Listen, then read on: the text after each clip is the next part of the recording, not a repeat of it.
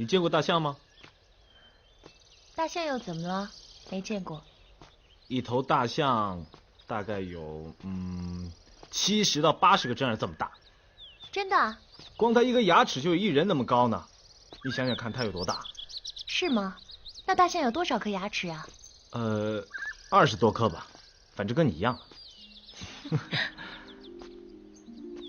哎，不对，你骗我！为什么不对啊？你看，一个舌头有10个牙齿那么大，一张嘴有5、6个舌头那么大。如果按你说的大象的大小来计算，那大象的嘴岂不是有大象1半身体那么大？那不是太奇怪了吗？怎么了？干嘛这样看着我啊？我又不是大象。这儿，你知道吗？其实你很聪明。你快点告诉我，大象到底是怎么回事？好了，很简单了。其实啊，大象只有2颗牙齿，像我刚才说的那么大，而且是长在嘴外面。在这个世界上，让人迷惑的东西太多了。哎，去那边看看。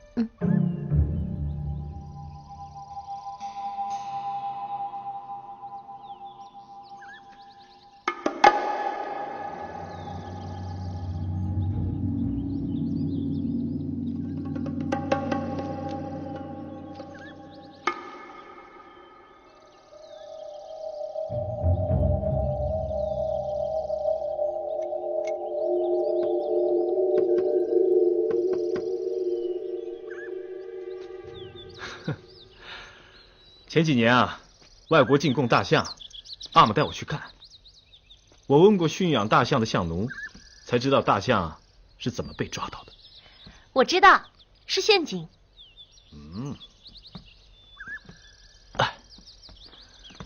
是一种很厉害的麻药。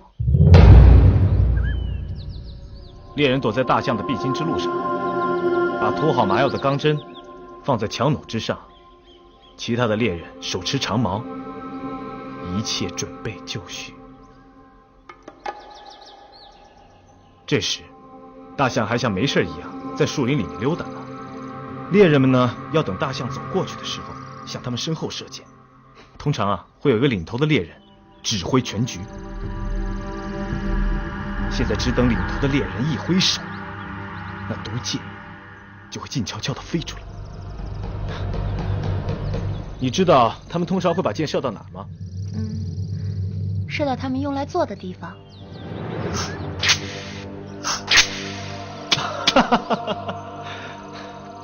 通常在10步之内。等到大象发觉不对的时候，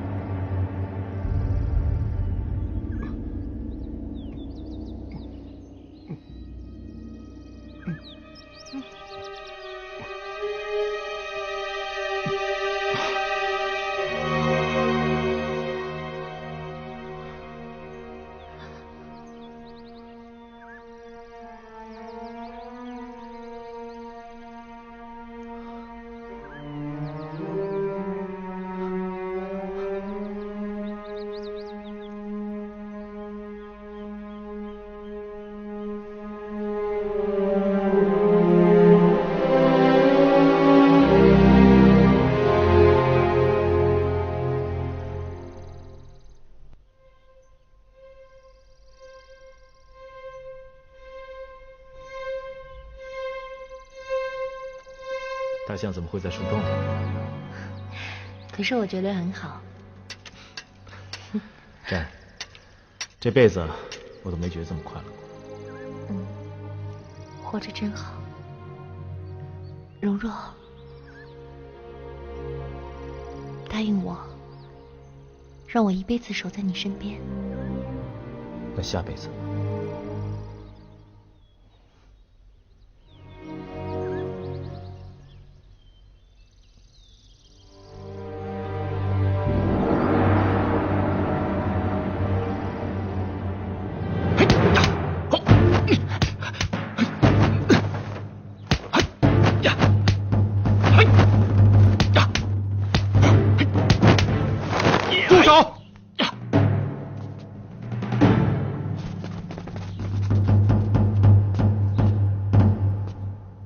你们看他们两个在干嘛呢？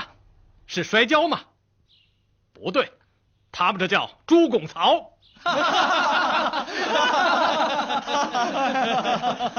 你们别笑，就凭你们这两下子，上场还不如他们呢。你们知道你们上场那叫什么吗？曹拱柱，大声点儿！曹拱柱，大声点儿！曹拱柱，再大声点儿！曹拱柱，再大声点儿！曹拱柱。对了，这里所有人当中，就你比猪聪明一点点。请教费老师，您是指在场所有的人吗？索拉旺，你是想把我也说成猪对吗？就凭你那长满蛔虫的脑袋，也想把我满洲第一勇士费扬古绕进去吗？啊，弟子不敢。弟子是担心，如果费老师教出一帮猪狗学生的话，要是传出去，对我满洲第一勇士的名声不利。小子说话有理，咱们偶像书院里就出你行。好，赏你1个月，不用吃蒸饼。多谢费老师，您能不能赏点别的？这要是让学生1个月不吃师娘的蒸饼，那可比杀了学生还难受啊。比方说我吧，吃了大半辈子的蒸饼，早就烦透了。如果有谁能让我1年半载不吃蒸饼，我就谢天谢地了。弟子担心费老师背地里说的这些话，要是让师娘听到了，肯定会伤心的。什么叫背地里说呀？我满洲第一勇士怕过谁？哪天我把你们师娘请来，当面说给你们看看。你要当我面说什么？夫人，没成，没成。哎呦，钱大人，你快点啊！将军呐，这不是我的管辖地界了，我是不是先回去给将军和弟兄们张罗张罗酒食饭菜的事儿啊？钱大人，赶快走吧！这趟差事要是办不好，我跟你讲，什么山珍海味，我们俩的性命都难保啊！我说钱大人，你知道什么叫军令如山吗？将军，下官不过是个小小的文官，哪有那种荣幸啊？让敖少保亲自动手来杀，下官就是下一辈子也修不来这种福分呐！呸！哼，撤！我们这里很少有外人，刚才多有得罪，自己人以后相互关照。好，索拉旺，过来一下。哎，这位是纳兰蓉蓉啊，你好，这位是孔瑟珍，请多指教。索拉旺，读过你的诗。谢谢。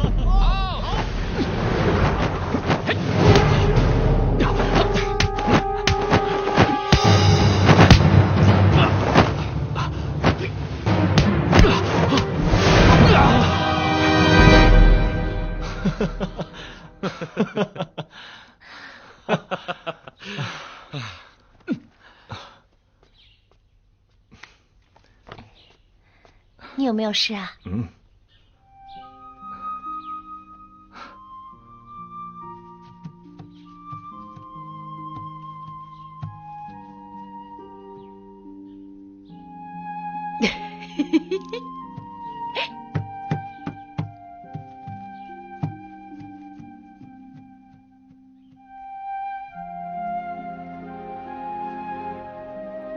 那个人真有意思。好香啊！蒸饼，小雷的塌陷，这就说明先帝的怒气有多大。现在谁提大婚，谁就是目无先帝、目无大清的列祖列宗。苏克萨哈，你也是先帝的旧臣，我万万没有想到，你为了讨好新主子，居然做出这种绝情的事情来。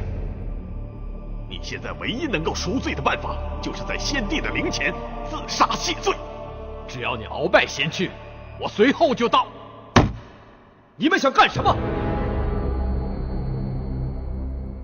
你们是先帝留给朕的顾命大臣，而不是外面的杀猪屠户。奴才知罪。先帝是朕的皇阿，朕是先帝的儿子。你们以新主旧主来议论的话，这不好比是拿司马昭和高贵襄公的过失来影射先帝和朕的骨肉亲情吗？皇上，你说清楚点，我听不懂。我为大清东征西杀，没时间学那些高谈阔论的玩意儿。我只知道汉人是说东道西的王国，我大清是指南打北的立国。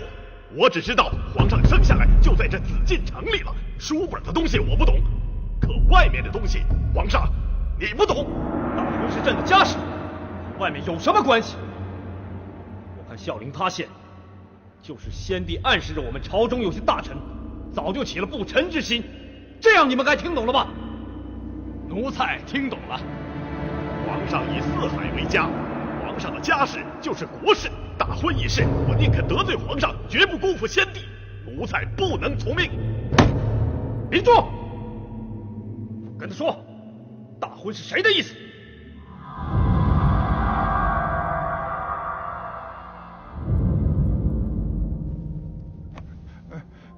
皇上，有何训示？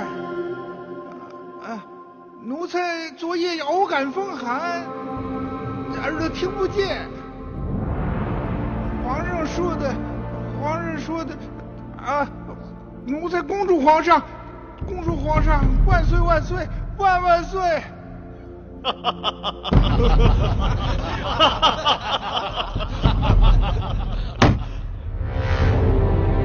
朕告诉你，这是太皇太后的意思。皇上，你不要老是拍桌子，奴才有张桌子，奴才也会拍。难为你还知道向朕称臣，朕不敢当。我感谢先帝的大恩，听从先帝的遗训。在朕面前桀骜不驯，难道也是先帝的遗训吗？先帝让我匡扶幼主，纠察朝政，不像有些人迎合皇上的过失，把先帝的遗训忘在脑后。朕有结婚也算过失吗？鳌拜，可你是铁了心要和朕作对。皇上息怒，敖少保心直口快，冲撞了皇上，请皇上务必宽恕。不过奴才以为敖少保的心是向着皇上，向着大清的。你们还有什么要说的吗？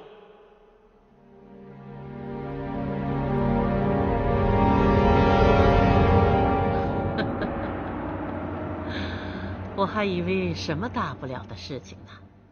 孩子大了，谈婚论嫁的事情，我们不操心，谁会操心呢？皇陵的事我都知道了，天灾之类的事也是在所难免，用不着大惊小怪的吓唬自己，你说对吗？起来，起来。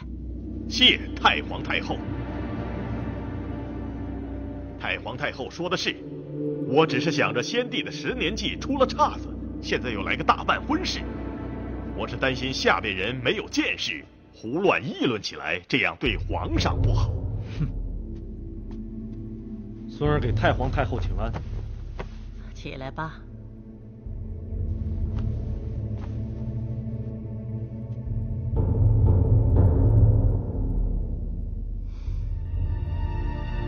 都老大不小了，火气还那么大。敖少保，坐吧。都是一家人，有什么事情好商量？谢太皇太后。少保要是肯商量的话，又何必跑到太皇太后这儿来告状呢？皇上的吩咐，奴才怎敢不听呢？我今天可是特地来给太皇太后请安的，至于商量什么，奴才不敢。少保客气，少保只要口下留情，朕就感激不尽了。哼，你们不要再做嘴上功夫了。我看现在咱们就先开始选秀，等皇陵恢复正常了，皇上再大婚，到那个时候啊，别人也不会说闲话了。你看怎么样啊？太皇太后高见，奴才哪敢有异议？听说你家最近也有喜事了？这个如意送给新人。年纪大了，总是怕孤孤单单的，总希望身边多个说话的人。至于儿孙们的福气，让他们自己去修就是了。知道了。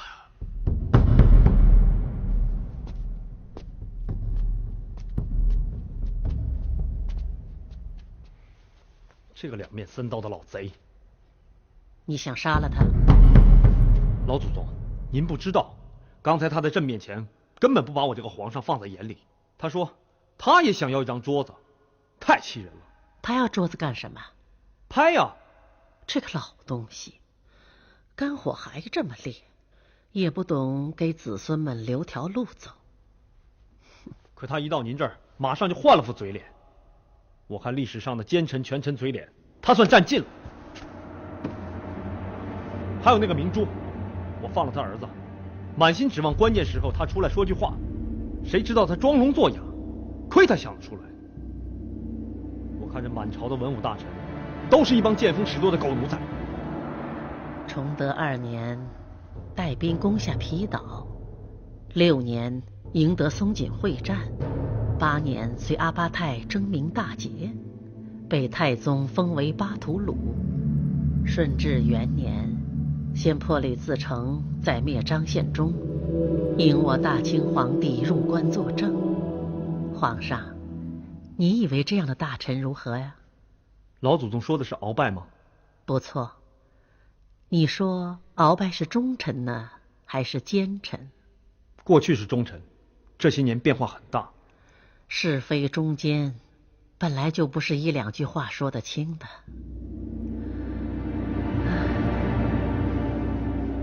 天下百姓都认为皇帝是一呼百应，手握生死大权，好不威风。其实当皇帝的时时刻刻都身在是非的漩涡当中，倘若不能审时度势，不能忍人所不能忍的，那事情就会做坏的，甚至于自己都会被这漩涡吞没的。鳌拜是个武夫，从目前看，嚣张跋扈是有的，但是未必就有不臣之心。皇上凡事还是忍一忍吧。如果有一天不能再忍了呢？那自然就有不用再忍的办法。比方说，拿大婚来说吧，他顶多在皇后的人选上做文章，可是不管谁当皇后，你的亲政已经是顺理成章的事了，这你就赢了，其他的你又何必计较呢？所以现在他比我难过。等你羽毛丰满了，他会更难过。孙儿明白了，老祖宗，孙儿告退了。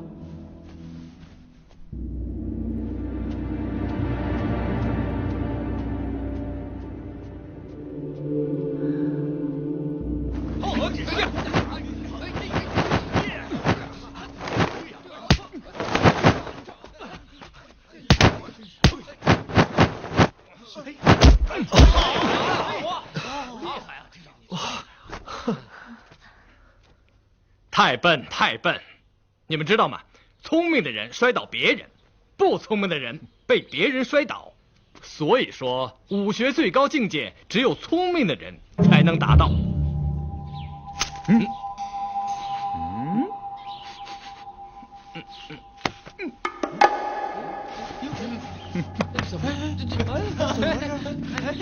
哎，他是怎么弄的？你去问他了。费老师说的对哈，聪明的人摔倒别人。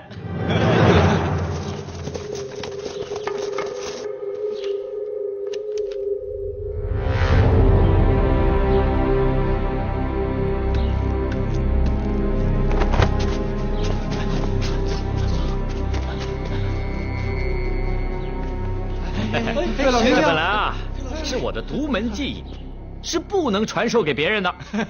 哎，可是刚刚真师妹问过我，那情况可就不同了。啊，听什么听啊，靠后面点啊！哎，魏老师一闻到窈窕师娘的胭脂，他马上就四肢酸麻，随便一碰就倒了。哎，这可是我的秘密。哎，你们俩可不许告诉别人啊！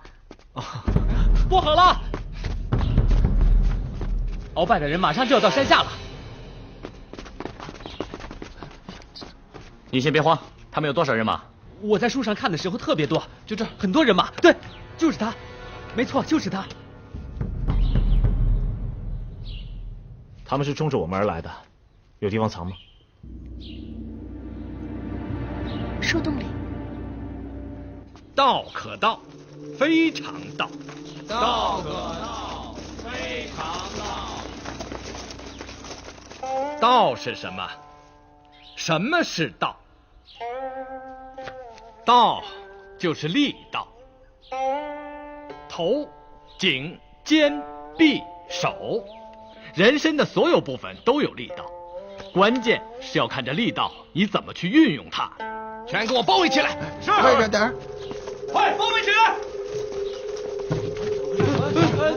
怎么回事？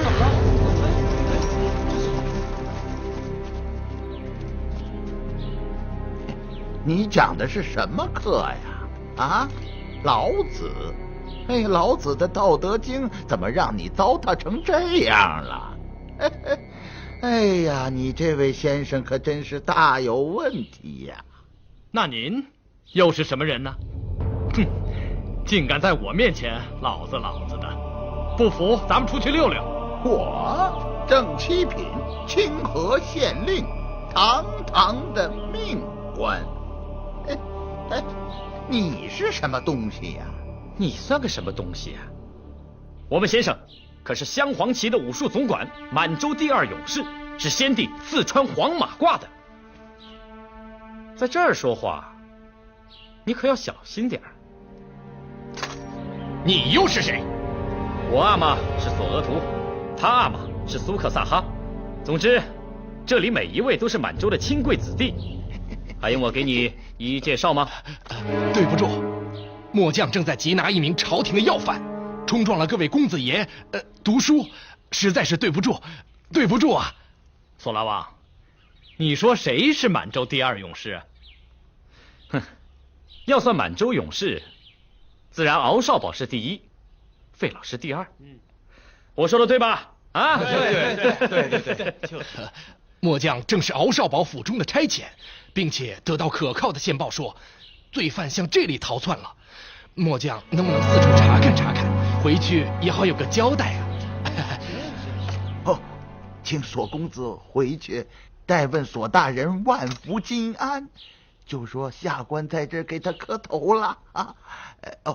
阿泰兄弟，你也先请回吧。费老师，刚才下官多有得罪呀。你们去那边看看，我们去那边。是。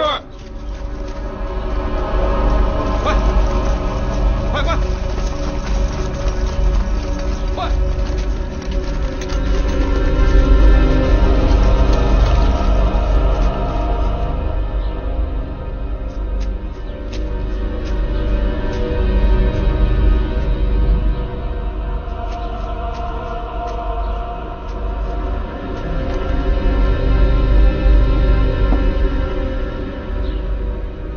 钱大人，我看这个树洞里刚好能装下2、3个人呀。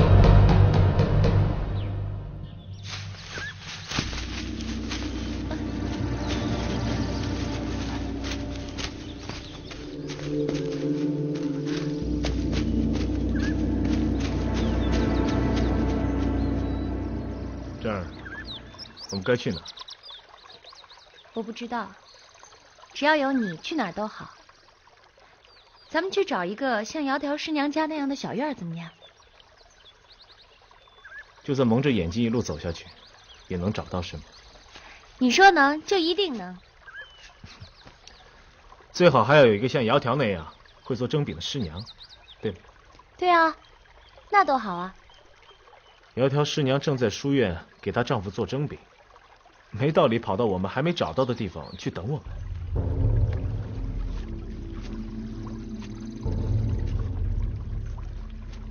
我告诉你我们现在的处境吧，我们没有上好的茶叶，没有干净的衣服，没有烫脚的热水，甚至没有了方向。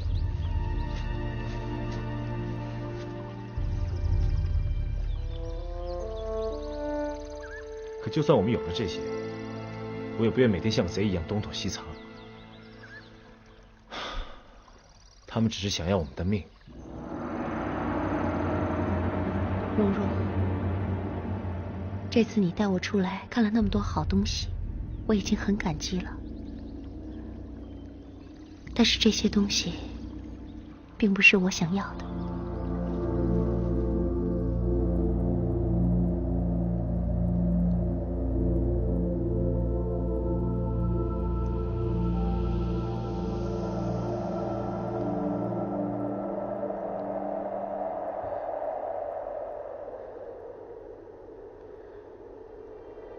这几天以来，我一直以为天上地下，只要你有我，我有你，什么都不再重要了。喂，你别瞎想好不好？我知道我们从一开始就想的不一样，像我这样的人根本就不应该来到人间。你听我说，我是带你出来享受幸福的，不是带你出来受苦的。要不然我们还不如在地宫。我问你个问题，问完我就回去了。那我不听。哎呀，你干什么？因为你问完了就要走，我不答应。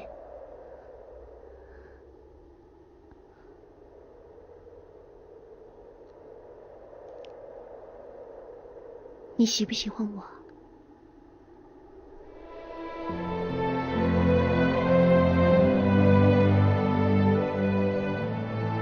喜欢。真的？你不相信我？我喜欢珍儿，我要娶她为妻。珍儿，你听见了吗？我要娶你为妻啊！我喜欢你，听见了吗？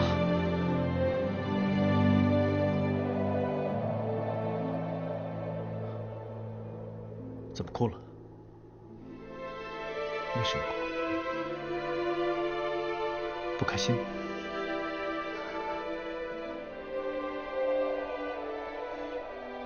啊？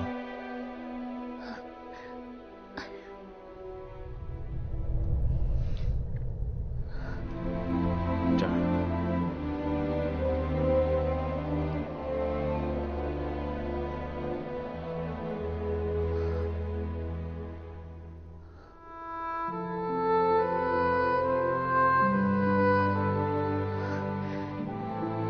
你赶快回家去吧，这个我留下，我要回去了。你要我怎么样？我要你回家去。我绝不会丢下你不管的。你赶快回家去吧。我不走，要走一块儿走。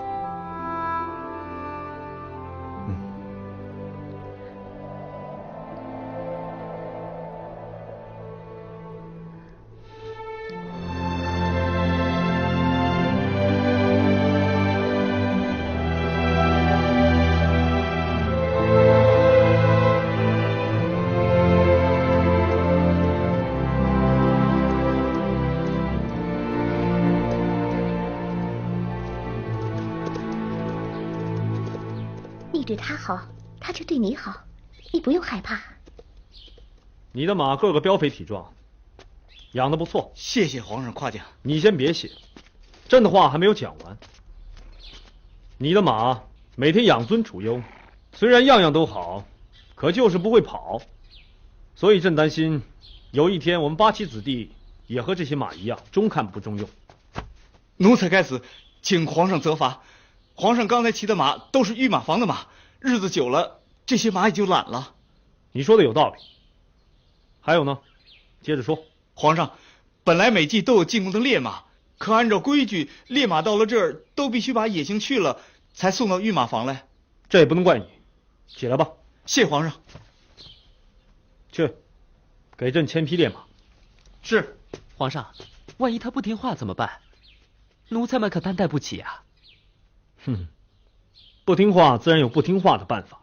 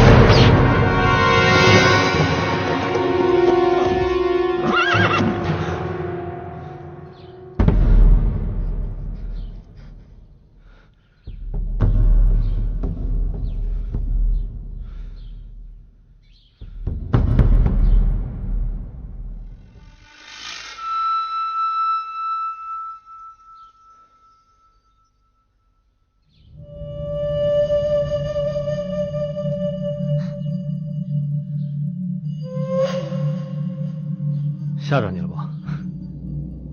你是哪家的姑娘？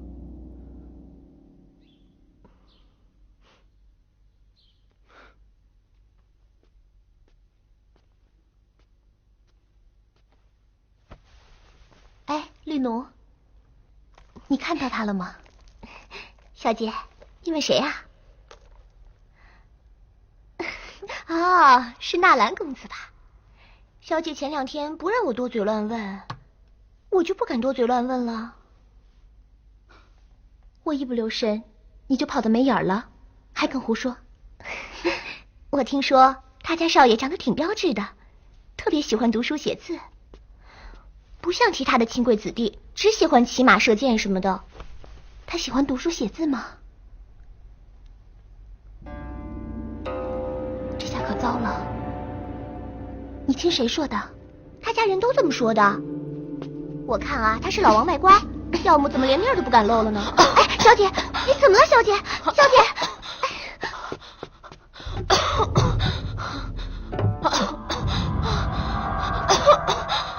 你的风寒好点了吗？亏你想得出啊！偶感风寒，我确实得了风寒，耳朵一下子听不见了。我就算有天大的胆子，也不敢当众欺骗皇上。亲家，你以为你装聋作哑就能欺骗皇上吗？啊，哼！你越想躲，事儿越来。他放了你这个宝贝儿子，你还没有好好的回报君恩呢！啊！我可是为了少保你才不说话的。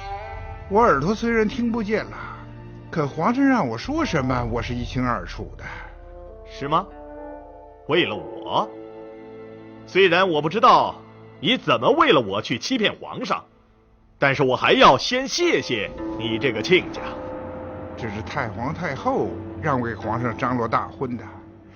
我要是当着满朝文武的面把这件事说出来，那少保你怎么办？你还能把太皇太后也数了一顿？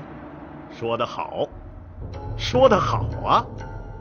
到现在我才感觉到咱们俩有点亲家的样子。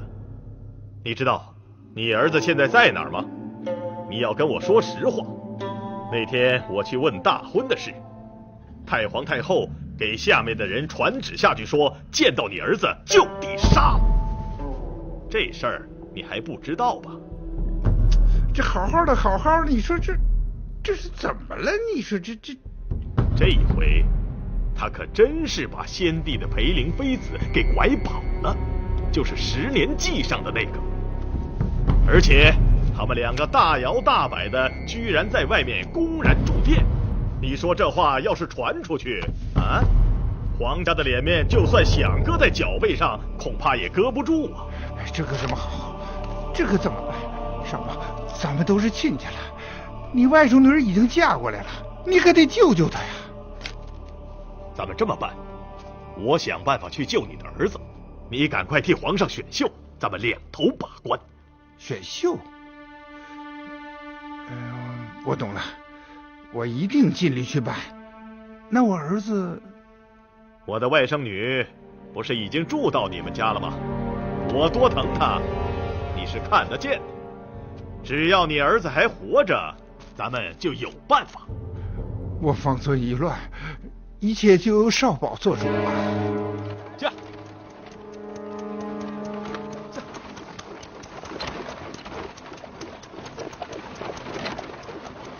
你累不累啊？不累。你好土啊！怎么样？我没事，就是想和你说说话。阿花妹子，你不要让人家看见把你抢走了，阿土哥舍不得的。哎呀，我是说你好像走错路了，这样走下去离京城越来越近，离村子越来越远了。哎呀，你跟着你阿土哥你就放心好了，咱们那村子就快到了。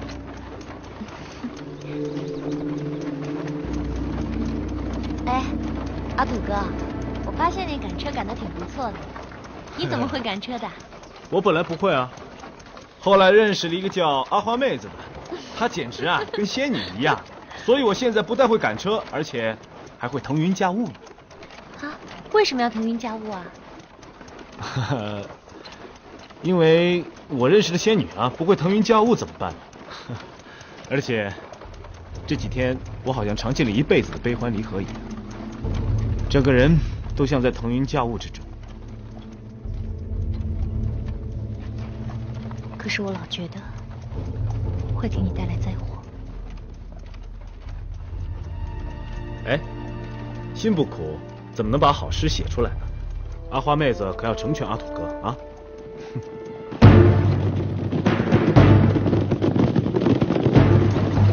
哎呀，后面好像有人骑马过来了。笛子。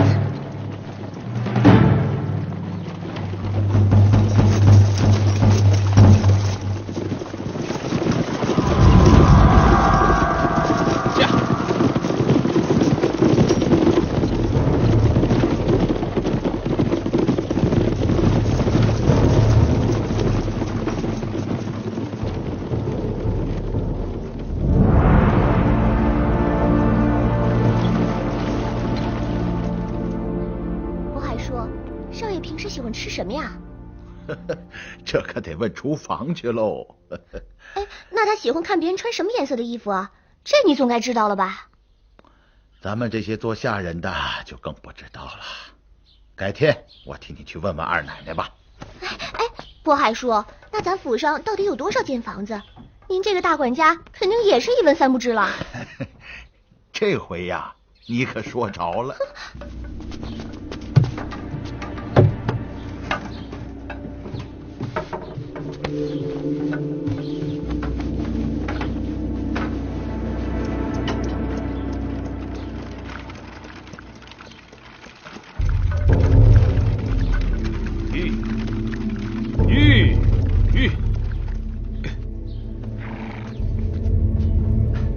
咱们的村子到了。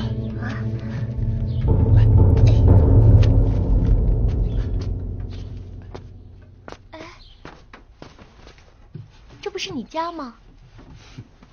哎，渤海叔，少爷和老爷到底长得像不像啊？哎呀，你哪儿那么多废话？你们两个乡巴佬来找谁的？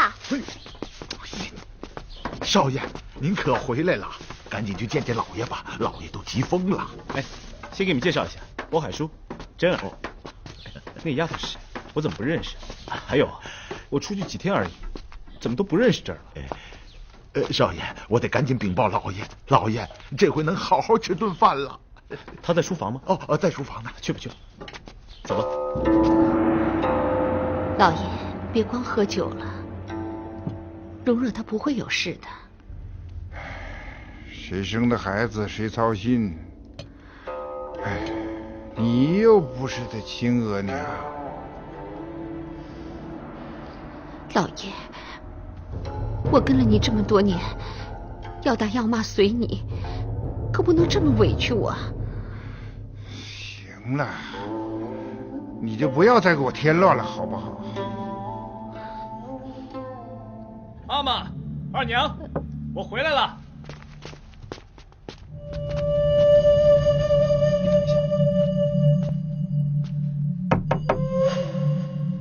阿玛，二娘，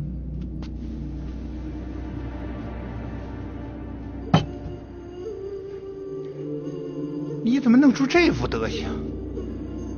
你知道你闯多大的祸吗？我饿坏了，等咱们吃完饭，您再慢慢教训好吗？过来过来，你去吩咐厨房做一只扒羊腿来。咱们家的公子爷闯祸有功，得犒劳犒劳。你们爷俩这两张嘴呀，真是的，一个要陪阿玛吃饭，一个要给儿子弄好吃的，就是不会好好说话。我去了啊。二娘，阿玛，我还带了一个人回来。渤海叔，把珍儿带进来。请。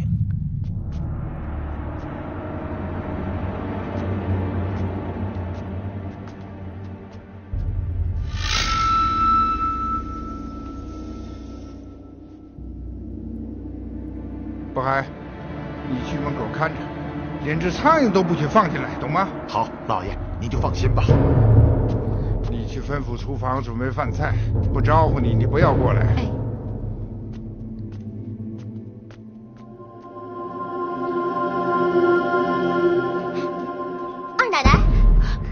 二奶奶吉祥！哎呀，吓我一跳！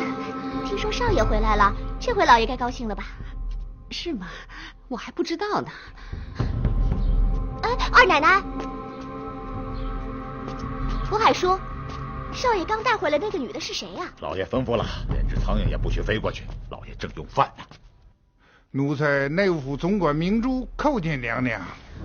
哎，阿玛，你这是干什么？我眼睛没瞎，你也跪下，快！起来吧。哎呀，奴才伺候完娘娘用完膳，再亲自送娘娘回宫。阿玛，你要让她走，那我也只好走了。蓉蓉，你别为难伯父了，我自己走。奴才恭送娘娘。等等，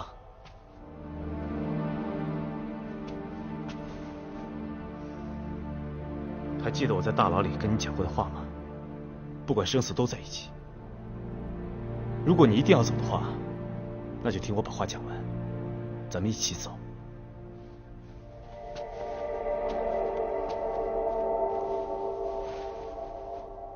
是皇上让我救他出来的，也是皇上要我把他安顿在咱们家的。